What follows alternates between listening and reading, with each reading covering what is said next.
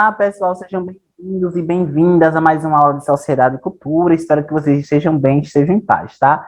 Para hoje, o que é que nós temos? Etnocentrismo e relativismo cultural. É esse o nosso conteúdo da aula de hoje. Para quem não me conhece, prazer, sou o professor Marcos Paixão, professor aqui de Sociedade e Cultura das videoaulas gravadas e remotas, tá?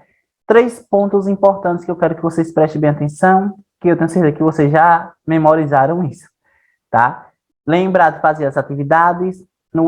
Segundo, quando for fazer atividade, poderá utilizar como suporte tanto essa videoaula, como também a apostila. Ah, professor, mas só que eu não tenho uma apostila. Entre em contato com seu professor de Sociedade e Cultura, ligação, enfim, ou qualquer outro meio de comunicação, que ele vai disponibilizar para você as apostilas. Terceiro, deixe seu comentário aqui, seu nome, eu quero saber o seu nome, em qual escola você estuda, tá? E também de qual local você mora, onde você mora. Você mora no bairro, diga o nome do bairro. Se você mora no povoado, o nome do povoado. Se você mora na cidade, o nome da rua. Enfim, tá, pessoal? E do mais, vamos lá para a gente entender mais um pouquinho sobre o que significa etnocentrismo e relativismo cultural, ok? É um tema que vocês irão perceber, não somente aqui no Fundamental, nono ano, mas também estará presente do primeiro ao terceiro ano do ensino médio e também no Enem. Então, vocês prestem atenção, peguem seu caderno para vocês fazerem anotações a respeito desse tema, que é muito importante, que inclusive eu posso já destacar que é motivos já de guerra entre determinados países, quando se fala da palavra de etnocentrismo, sobretudo, tá? Então, vamos lá para o que interessa. Primeiro, o que é que eu trago aqui para vocês? A definição de etnocentrismo. Etnocentrismo é pensar que a própria etnia ocupa uma posição central, superior no mundo, e que, por isso, os outros povos deveriam imitar, aprender a adotar seus costumes. Eita, professor, eu não entendi. Vejam só. Quando os portugueses chegaram aqui, você lembra desse período? Que, inclusive, eu tenho certeza que os professores de história já abordaram isso com vocês. Então, quando os portugueses chegaram aqui, eles entenderam, né, e automaticamente eles, na verdade, se autodenominaram que a cultura portuguesa era superior, ou seja, era melhor do que a cultura indígena, tá? Aqui está um exemplo típico, comum e frequente de etnocentrismo. Etnocentrismo é uma palavra que diz respeito à ocupação central, ou seja, a partir do momento que você ou alguém coloca uma cultura superior à outra. E essa cultura, ela é entendida, né, como um modelo para as demais. Então, automaticamente, sendo modelo, as outras culturas têm que imitar, as outras culturas têm que aprender e têm que seguir aqueles costumes. Foi justamente isso que ocorreu quando os portugueses chegaram aqui ao Brasil. Já que os povos indígenas resistiram a esse processo, né, de imitar a cultura portuguesa, de agir, de pensar e de refletir como os portugueses agiam, pensavam e refletiam, foi que se deram os primeiros conflitos entre os povos portugueses e os povos indígenas. Por quê? Porque se tratavam de duas culturas totalmente, repetindo, duas culturas totalmente diferentes uma da outra. Culturas que se deram, né, em contextos totalmente diferentes. Diante disso, começou ali um processo de conflito e resistência por parte dos povos indígenas na não aceitação do modo de vida dos portugueses. Isso é etnocentrismo. Observem a palavra etno. Etno significa etnia, centrismo, central. É quando coloca uma etnia central, a principal etnia, ou seja, quando coloca uma etnia superior à outra. Quando você coloca uma etnia no meio de uma discussão, olha, a etnia central aqui é a etnia europeia, sendo a etnia superior uma etnia a ser seguida por todos os continentes. Isso ali é etnocentrismo. Quando o ser humano, quando o sujeito pratica o etnocentrismo, acaba desprezando e, ao mesmo tempo, desconsiderando e inferiorizando as demais culturas. Veja só, se os portugueses colocaram a cultura deles como superior à cultura indígena lá no período de 1500, né, pessoal? O que foi que gerou? Gerou uma inferiorização e uma condenação da cultura dos povos indígenas, como entendendo que as culturas dos povos indígenas já não era mais aceita, entendendo que as culturas dos povos indígenas era um ataque à cultura portuguesa, enfim. Então, diante dessas questões, pessoal, foi que se deram aí as relações entre etnocentrismo e a formação do povo brasileiro. Então, o que é que eu posso deixar claro desde aqui? Que a formação do povo brasileiro, desde 1500 até 1900, foi por meio do etnocentrismo, tá? Onde se colocou durante muito tempo uma etnia, ou seja, um determinado grupo de pessoas sendo superior à outra. Isso aí foi no período de 1500, mas temos também qual? Quando começa o processo de imigração. Aliás, começa o processo de imigração, né, logo em seguida, a 1500, mas se intensifica lá em torno de 1900, 1910, 1905, né? Logo após a logo após as relações políticas e sociais que se davam no Brasil. Diante disso, colocaram-se a cultura europeia como a Carta Magna, né, como superior à cultura brasileira. E até hoje existe aí essa visão etnocêntrica, etnocentrismo, etnocêntrica ou eurocêntrica, quando se coloca aí, no caso da Europa, a Europa como berço civilizador, como berço do exemplo, como berço de modernidade, enfim. E a partir daí acaba menosprezando a nossa própria cultura. Então é preciso ter esse cuidado, né, esse olhar para com a nossa cultura e observar, né, essa diversidade cultural em uma balança de equidade, de formas iguais. A gente pode observar as culturas, mas não pode se colocar aí uma superior à outra. A partir do momento que você faz isso, colocar uma cultura superior à outra, você acaba ali menosprezando a sua cultura, tá? Então, observa aqui esse cartoon. Vocês precisam ser catequizados e civilizados para ficarem iguais a gente. Aqui, representado pelo clero, né? Durante o processo de colonização. Aí, os índios respondem. E ainda vestidos desse jeito, com esse calor, vocês precisam ser catequizados e civilizados para ficarem iguais a gente. E andar vestidos desse jeito, como com este calor. Então, vejam só, pessoal. Aqui está um aspecto importante do etnocentrismo. Cada cultura se forma dentro do seu contexto. Qual é o clima tropical? Qual é o clima do Brasil? Tropical. É o clima tropical. Clima seco, de muito calor. Às vezes, né, na grande maioria das vezes, é de grande calor. Já o clima da Europa é diferente, é um clima úmido. Então, a questão da vestimenta, por exemplo, é comum a gente sair nas ruas as pessoas sem camisa, né? As pessoas passam nas ruas sem camisas, fazendo exercícios físicos com roupas mais decotadas, devido à questão mesmo do próprio calor. Então, o clima acaba influenciando para a própria vestimenta dos povos indígenas naquele período, tá? Então, do mesmo jeito que o clima lá na Europa influenciou para a vestimenta dos povos europeus. Diante desse contexto de diferença, que se deu o etnocentrismo, onde a cultura indígena acabou sendo influenciada, tá? Então, etnocentrismo, desrespeito ao comportamento de dominação e superioridade de um grupo em relação aos outros.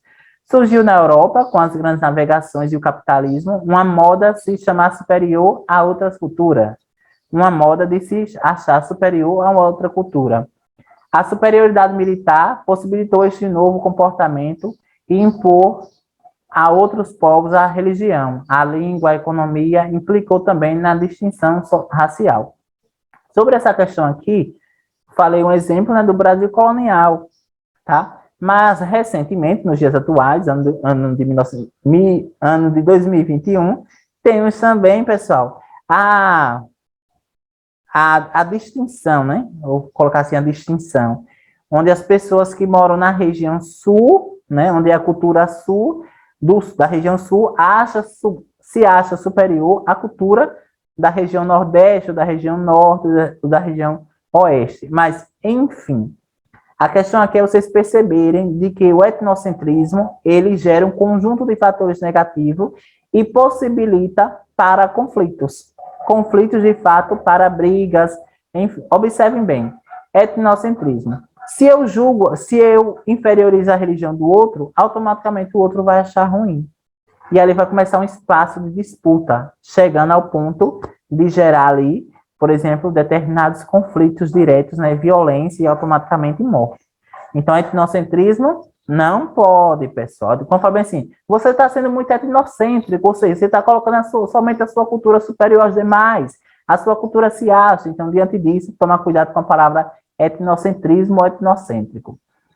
Veja aqui outro cartão que eu trouxe para vocês. Esse é o meu. Observe, né? Um bonequinho, né, está segurando dois brinquedinhos. Esse é o meu certo. Esse é o meu errado. Ou seja, esse é o meu certo, esse é o meu errado. Seus conceitos são estranhos. O que é que isso significa, pessoal? Analisando aqui essa questão de relativismo.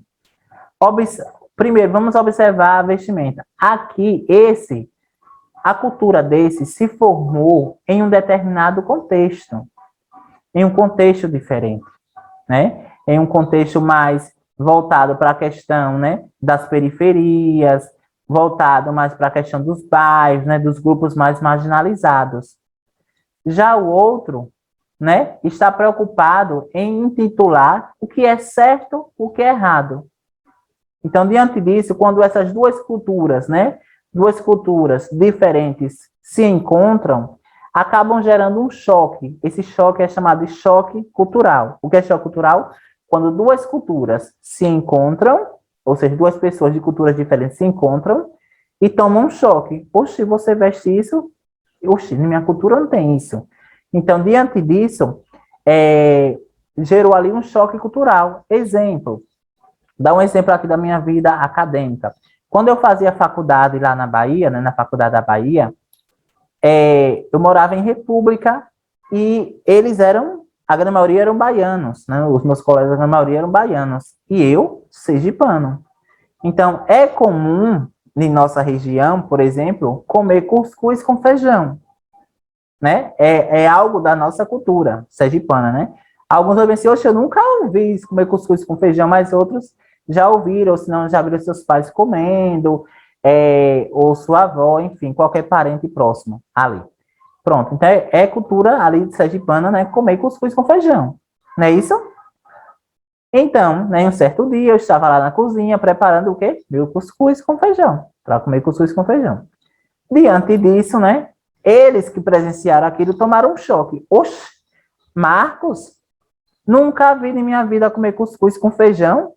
Ali gerou um choque cultural, porque era um prato, para mim, comum, frequente, que eu sempre fazia em casa, mas eles tomaram um choque cultural porque era algo que não era comum, era um costume que não era comum na cultura deles. Ali acabou gerando o quê?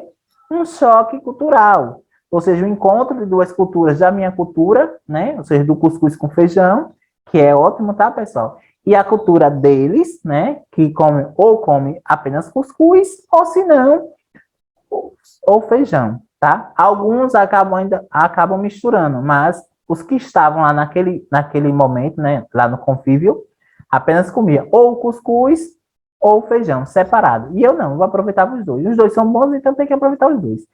Mas ali gerou um choque cultural. Apenas um choque cultural.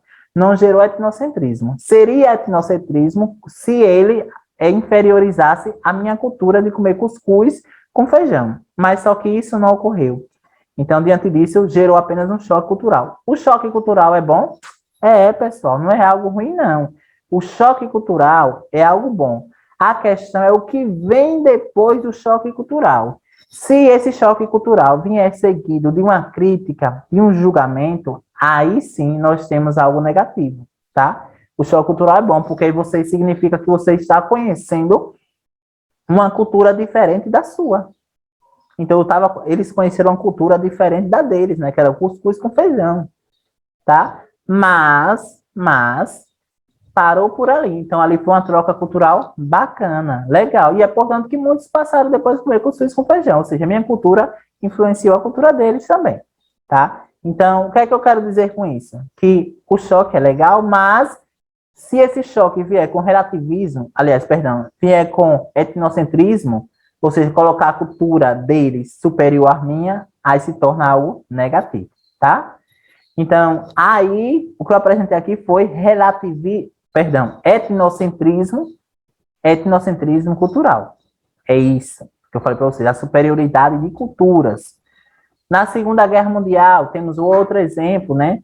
Ali o nazismo, o regime totalitário do nazismo, colocava ali a etnia, aliás, colocava o grupo ariano, né? Ou seja, as pessoas que viviam ali na Alemanha, superior a outras nações. Então, as pessoas que moravam na Alemanha entendia, segundo o nazismo, segundo o nazismo, era superior às demais nacionalidades que existiam naquele período. Então, o nazismo é um exemplo típico de etnocentrismo.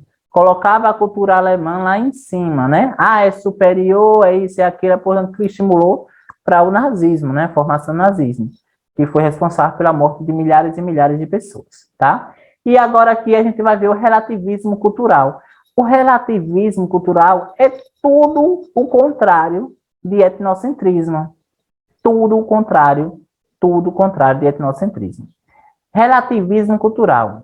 Relativismo, derivado da palavra relativar, percebe que o significado de um ato deve ser compreendido no contexto em que acontece, compreender as diferenças nos seus próprios valores, compreender que os objetos isolados permanecem destituídos de significados até que percebemos as suas funções dentro de uma estrutura de relação com ampla. Todo o sistema tem sua própria lógica. Observe bem, perceber que o significado de um ato deve ser compreendido no contexto em que acontece. Observe isso aqui. Vou voltar aqui, pessoal. Aqui. Cadê? Aqui. Aqui, viu, pessoal? Peraí. Pronto. Aqui, pessoal. Aquela informação. Isso aqui os portugueses tinham que entender que a cultura indígena era resultado do seu contexto, que eles viviam, tá? Ao mesmo tempo, ao contrário. Aí já como ocorreu isso, né? Então, isso ali não gerou um relativismo, gerou um etnocentrismo, né? Quando ocorre ali a compreensão, por exemplo, no caso, voltando ao caso do cuscuz com feijão, ali gerou um relativismo cultural. Eles compreenderam que é algo que pertencia à minha cultura e eu entendi que é algo que pertencia ao contexto deles. Então, diante disso, ali ocorreu um relativismo cultural e não etnocentrismo. Ocorreu o choque cultural juntamente com o relativismo cultural. Tá, pessoal? Aí agora que eu coloquei a comparação entre relativismo e etnocentrismo. Etnocentrismo, visão centrada ou egocêntrica de uma cultura em relação às outras. Avalia as outras culturas a partir de si própria, dos seus valores e padrões de comportamento. Relativismo, aceita a diferença e a diversidade cultural. Cada cultura só pode ser avaliada a partir de dentro, isto é, dos seus valores, ideais e padrões de comportamento. O relativismo, ele combate o etnocentrismo. Ele vai de encontro. Ele vai dizer, não, peraí, você não pode julgar de forma nenhuma a cultura do outro e colocar a sua cultura superior à sua. Aliás, superior à do outro. O relativismo visa aí uma equidade. Se você quiser analisar a cultura do outro, você analise a partir do seu contexto, de sua história, né? Como se deu a história até chegar àquela prática cultural. Então, promove a assimilação.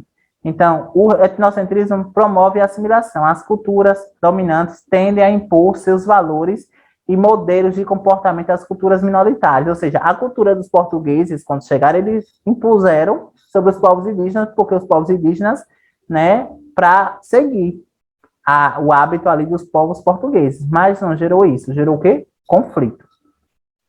Promove a separação. Há diferentes culturas que se toleram. Então, tem culturas que se toleram, porém, tem algumas culturas que viram as costas, na verdade, para determinadas práticas que são importantes. E as consequências do etnocentrismo? Racismo, xenofobia, patriotismo, nacionalismo exagerados. né? Colocar a nação superior à outra, não existe. Não pode isso. Possíveis consequências, pode ocorrer fenômenos de segregação, guetos são um exemplo. Então, diante disso, a única questão do relativismo cultural que nós devemos tomar cuidado são justamente essa questão de separação. O objetivo não é separar, não deve se separar, é entender ambas as culturas a partir de seus contextos históricos, tá, pessoal? Então, diante disso, relativismo. Meu Deus, eles não usam roupas. Olha, eles não usam penas. Isso daqui é o que, pessoal? Um choque cultural entre as culturas. Então, seguido aqui, que gerou naquele contexto, o etnocentrismo, tá? Hora da atividade. Leia e interprete o quadrinho e depois faça o que se pede. Você vai ler aqui esse quadrinho, tá? Porque as pessoas em diferentes países com diferentes crenças não podem todas viverem juntas em paz, porque elas se recusam a ouvir sobre o que é bom para elas. Quem iria dizer para elas o que é bom para elas? Eu. Então, diante disso, você vai responder, ó, pessoal, essas perguntas. Explique o conceito de etnocentrismo. A situação retratada representa um exemplo de etnocentrismo. Justifique sua resposta. Cite exemplos de atitudes etnocêntricas presentes na sociedade brasileira. Inclusive, eu mencionei aqui, pessoal, essa questão da divisão do Nordeste e Sul. Cite exemplos de atitudes etnocêntricas na história da humanidade. Vocês já vão citar, né, inclusive, né, o processo de colonização dos portugueses. Conceitue, ou seja, defina relativismo cultural. Qual o problema criado pelo relativismo social na pós-modernidade? Qual o problema, pessoal? Tá aqui, ó, do relativismo, tá? Então, diante disso, fique em paz. Eu espero... Eita, perdão. Voltando aqui. Perdão. Voltando aqui. Encerrando a aula de hoje, né, com a seguinte frase. Acreditar que você pode... Aliás, acreditar que você pode já é meio caminho andado. Acreditar que você pode já é meio caminho andado. Na verdade, essa é a frase. Que vocês fiquem em paz, fiquem bem. Espero vocês na próxima aula. E não esqueçam de fazer a atividade, viu, pessoal? Valeu!